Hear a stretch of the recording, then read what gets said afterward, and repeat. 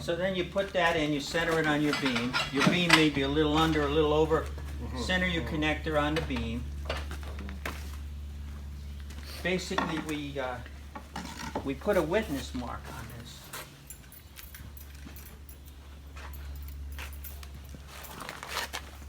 Put a witness mark on your beam and on your connector. And the reason for that is you want this connector to go with that beam.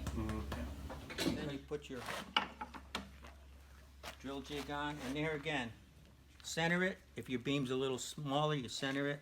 If it's a little wide, just use your fingers. You know, it's not. You don't have to be perfect. Right. That's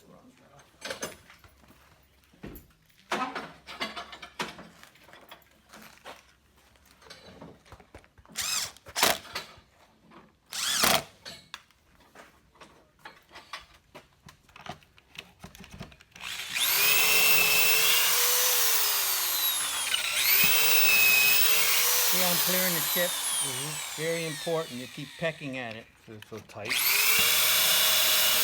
If you don't, the chips will pack up and then try to spin you around. You know, you don't. Right. It's just common sense. If Right, you, right. you know, you clear it.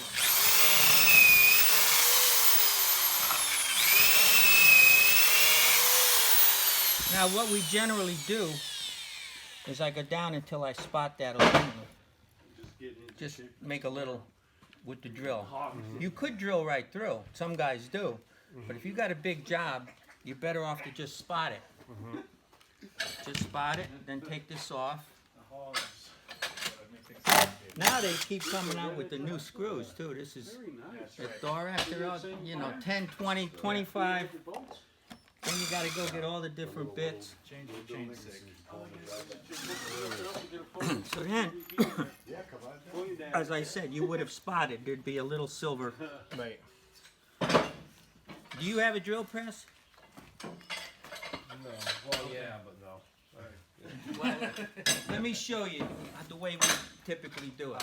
And of course, you don't do one at a time. We set up sawhorses and do 3 or 4 or 5 at a time. Right. Do both ends, you know. Don't try to make yeah, it I get it. production. Make it, curly tips. It takes seconds, as opposed to trying to drill it through the wood, Right. which you could. Yeah, I would rather do it this way. Yeah, no, this is the easy, quick way. Yep.